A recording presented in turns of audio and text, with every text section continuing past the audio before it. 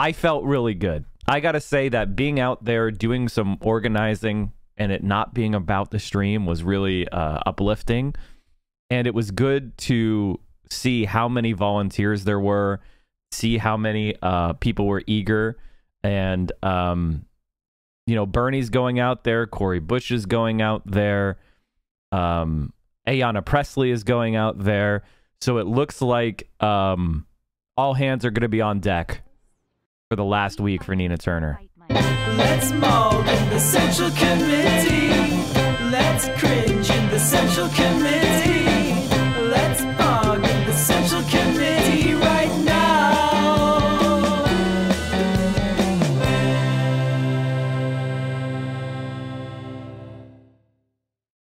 So if you don't know this, because I didn't really advertise it at all, this weekend I did a little dry run of what it would be like to have some of the community come out and do some political work. So basically last week, during the week, I mentioned offhandedly a couple times that I was going to go to Cleveland, and if anybody wanted to meet up with me, we would hang out and we would do some political work for Nina Turner's campaign, because, you know, AOC was there. It was 10 days to Nina's election. It's now 8 days. So yeah, and as an experienced campaigner, I just wanted to see, how I thought the campaign was going to go. Was meeting AOC and Nina Turner worth stepping foot into Ohio? Of course it was. Of course it was. And so, to my surprise, I think like 10 or 15 people showed up on my literal no effort, hey, let's go, I'm going to go to Cleveland this weekend. Anybody who wants to show up. And it was pretty amazing. I got a chance to chat with AOC for a few minutes right before she bounced. The bad thing is I was late. I was fucking late. And here's what happened. I decided not to go out on Friday. So this really cut in my time with AOC and Nina Turner, which is okay. So I decided to go in Saturday. I left in the first flight in the morning. I took a connection out of Chicago. So, yeah. And this is where things went wrong. On my flight from Chicago to Cleveland, a very drunk and belligerent person was like, my brother didn't get on the plane. My dumbass brother, he's missing. I want to get off the plane. And then they were like, are you sure? And he's like, no, I don't want to get off the plane. Fuck him. And so he was just kind of like yelling and incoherent. And why did I not just drive? Because it was 8 hours. That's why. But I should have just driven. Driven would have been better. So my noon arrival turned into a 2:30 arrival. So by the time I got there, at another half hour from, you know, landing. Oh, and this was amazing. So we finally get to Cleveland, right? It's about 3 o'clock. So I'm already like 3 hours after my original itinerary. This is the field report. You guys are getting the exciting story. They no longer had a, you know, gate marshal or ground to put us into a gate. So we sat on the taxiway for another half hour waiting for them to assign us a gate. Feels amazing, man. By the time I got there, it was around 4 o'clock, right? So the original event that I was supposed to be at was over. And I was like, all right, cool. But I did see, so here's the amazing part. I saw some people in some Nina Turner shots. Shots, wow. Some Nina Turner shirts. So I walked up to them and I said, hey, are you guys Nina Turner field staff? And they were like, yes. And I was like, all right. I need you to take me. Would you be willing to take me to the next event? And they were like, yes. So I helped them clean some stuff up. I hopped in the truck and they drove me to the next event. And we were chatting about Nina's campaign. I was getting the inside scoop from the field people. And we went to this, I think it was the last event of the day for AOC. And, you know, I talked to some of the field. It was a phone bank. So I knocked out like 50, 60 calls real quick just to say that I did. And the response on the phones was really good. Their GOTV targeting looks to be good. Everyone I spoke to on the phone seemed to be very positive. I had a really funny conversation. And this is a conversation. Now, listen, it's an anecdote, right? You know, it's not scientific. You call random people and you don't know what's going to happen. But I called this one lady and she was 87. And I said, hey, hi, this is Mike. I'm calling from the Nina Turner campaign. I just wanted to call to remind you that the special election is happening in 10 days.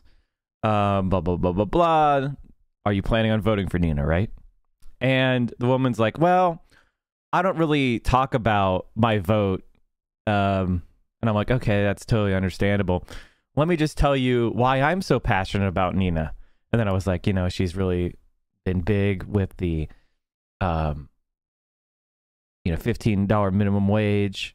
She wants to expand Medicare to include dental, vision, and hearing aids. She's been a huge fighter for, racial, equity and justice, blah, blah, blah. And then the woman's like, well, I'm passionate about Nina too, but I don't tell people who I'm going to vote. And I say, but you're going to vote. She's like, yeah, I'm definitely going to vote. And then she was like, let me tell you a story. I met Nina Turner, blah, blah, blah, blah, blah.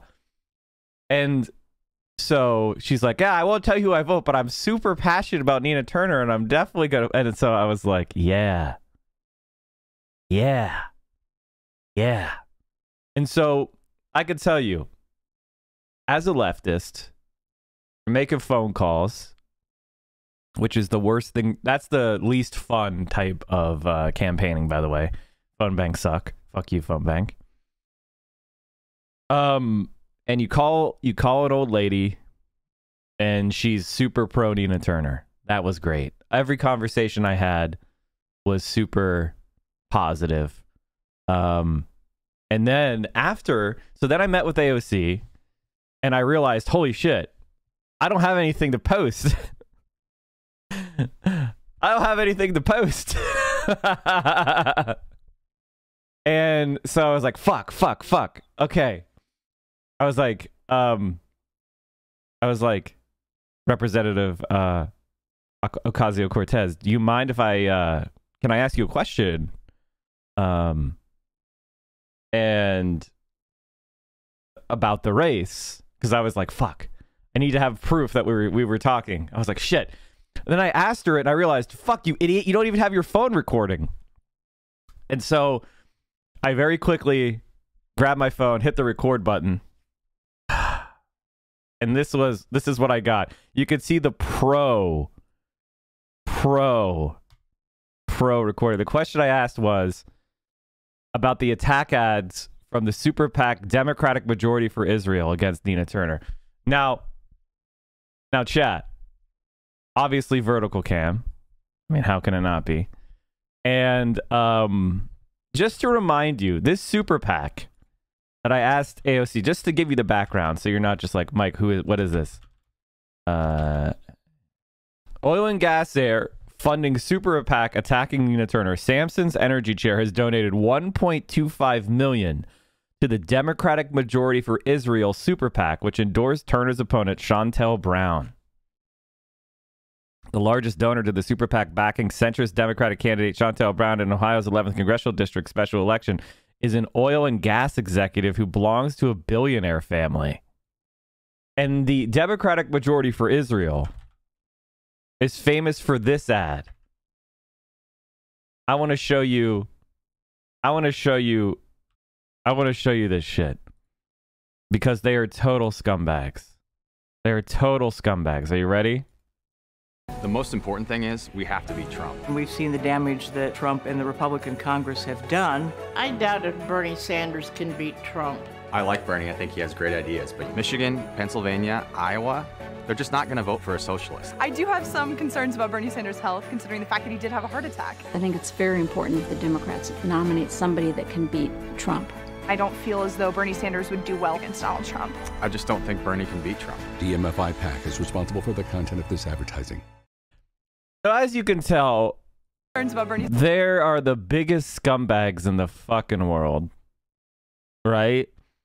And they hate Bernie and they hate Nina Turner because they actually want to treat people like human fucking beings.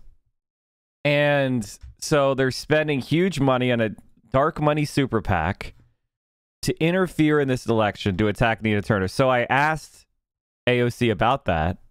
And after I remembered, oh shit, I need to have some content to post from going out to Cleveland and helping the campaign and hanging out with these peeps. I have this. Let's see. I swear I've looked at this video other than posting it, chat. They went in against Jamal, Corey, etc. And the thing is like, just with a lot of negativity, you know? And did you hear my voice, chat? Listen, you can almost hear it. You can almost hear my voice. I say, uh-huh. You know? And any race, this race, all races, should be about the actual issues affecting people in Ohio. That's what this is about. And so, you know, anyone is, of course, always welcome to the conversation, but dark money shouldn't be deciding our elections. Lobbyists shouldn't be deciding our elections. Everyday people organizing true, authentic conversations about the people. That should be how we select all of our leadership in this country. So, you know, I think. So you met with AOC really and asked such a basic ass question, motherfucker. How dare you? How dare you? This is the most important issue happening in this race right now.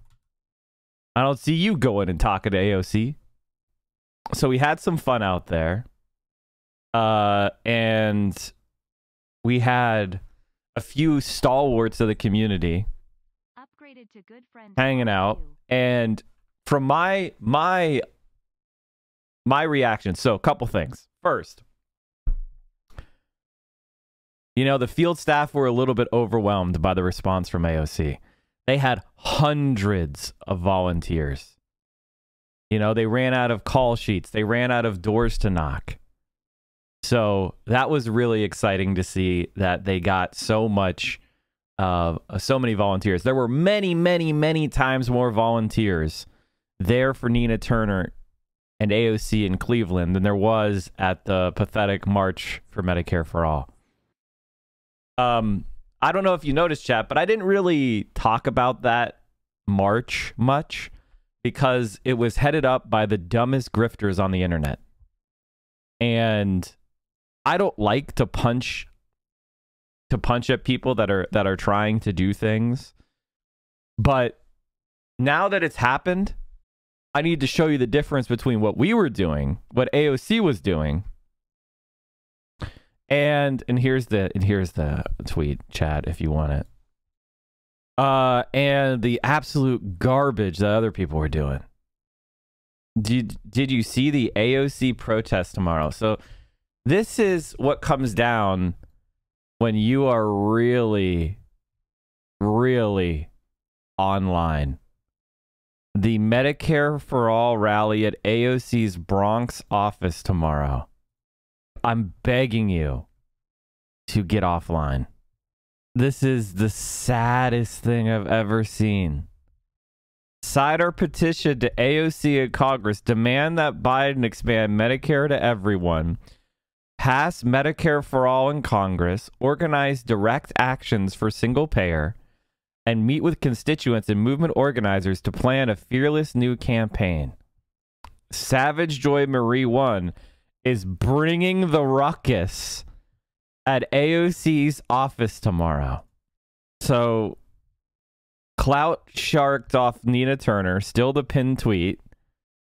Guess what? When you tell a disabled person they aren't allowed to be pissed that people who promise to fight for them aren't, you're ableist as fuck. We don't need your permission. Check your privilege, man. This is gonna be an amazing protest, chat. This is gonna be huge. That's gotta be amazing. So here you go, chat.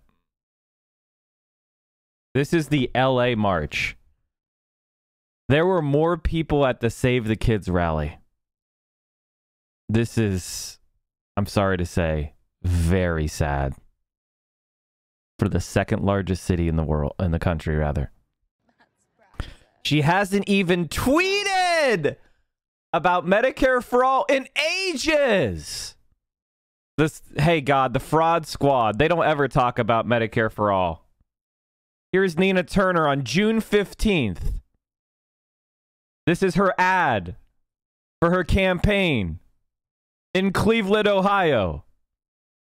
Something that continues to haunt me to this day is my mother dying at the young age of 42 years old. No insurance, no money in the bank.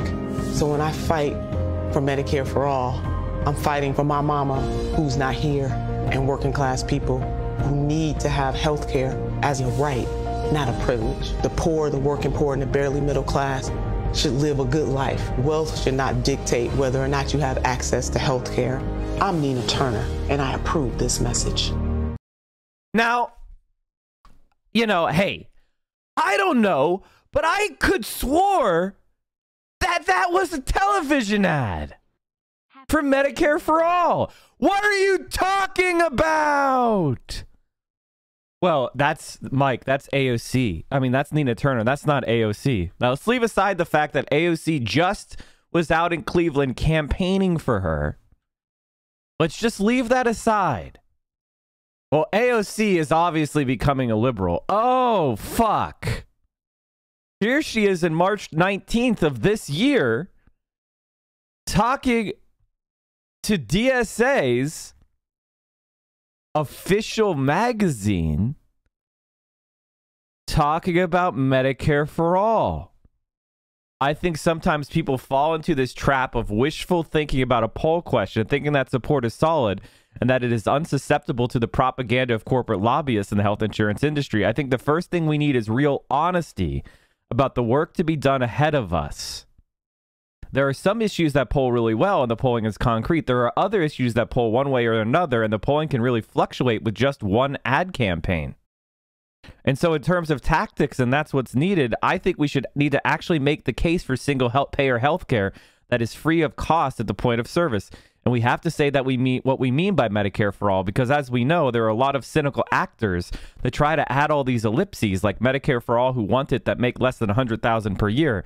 And that's why we have to engage in the work of organizing.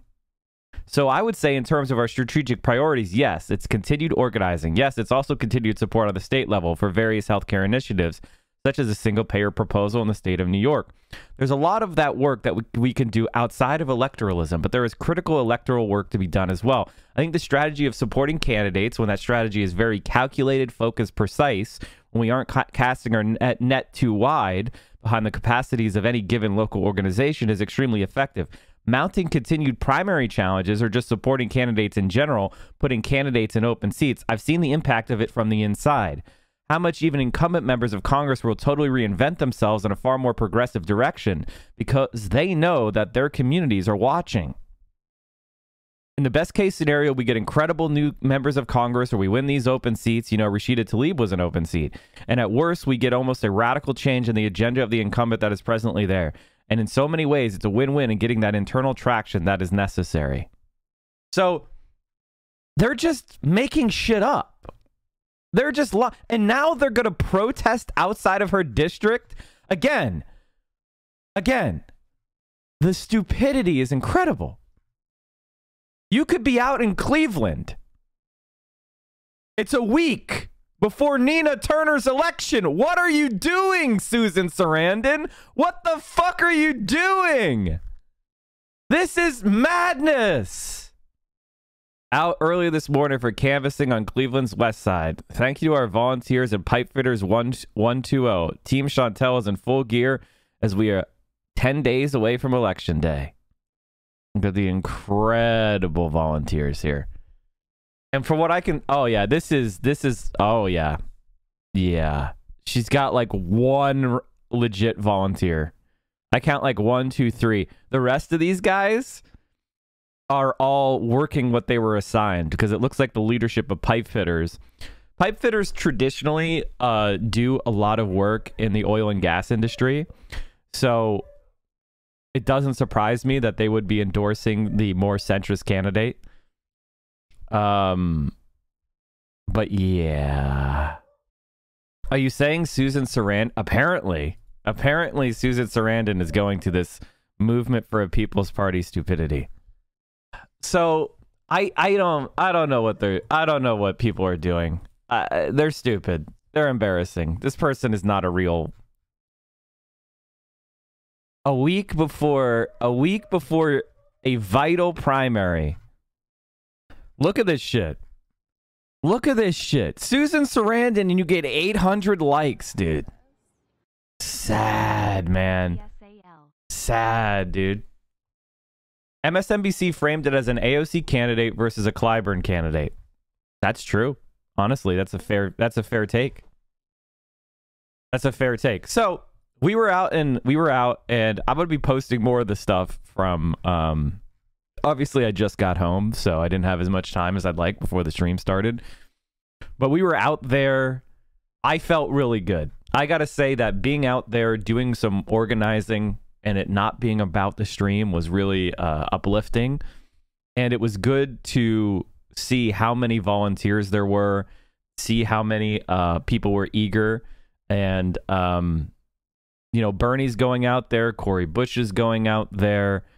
Ayanna Pressley is going out there. So it looks like all hands are going to be on deck for the last week for Nina Turner. And it feels great to have a whole bunch of people that are supporting Nina. Did you tell AOC you know 9/11 Andy? No, of course not. I would say I know Sam Cedar over 9/11 Andy. I mean, like, come on, that's the better move, right? Like, Sam Cedar, you know, he's an older gentleman. He's respectable. You know, he's a dad. You know, you're not gonna compare yourself to Hassan, okay? Like, what are you doing? What are you doing, man? We do politics here every morning starting at 10 a.m. 10 a.m. Eastern, 7 a.m. Pacific. You can watch us here on Twitch. We're the morning guy, the morning politics guy, Politics Frogs, in every single day, same time, 10 a.m., day in, day out. And we carry you through your morning and early afternoon politics needs. And if you need more, Mike from PA, we have a YouTube channel. We talked about suburbs, the My Pillow guy, Ted Cruz. We talked about DSA. Amazing. Making fun of Tim Pool. Amazing. Look at all of these amazing videos. Get in there, watch them. We have me on Twitter. You got to follow me on Twitter, chat. I'm at 20,614 subs. That means I got like 40 followers on Twitter in the last day. You can do better than that. You can do better than that. Go follow us on Twitter. And of course, join the Discord, where we have an incredible community of left-wing streamers. We have left-wing community. We talk about the stream. We talk about politics. There's gaming content. It's a really awesome, supportive place. Direct action, mutual aid, and you can just let off some steam. And also, you can help produce the show. One of the things I do is I look at the links that are put into the news content suggestions chat room on the Discord. Join the Discord, come hang out, and maybe what you want me to talk about will be part of the next show.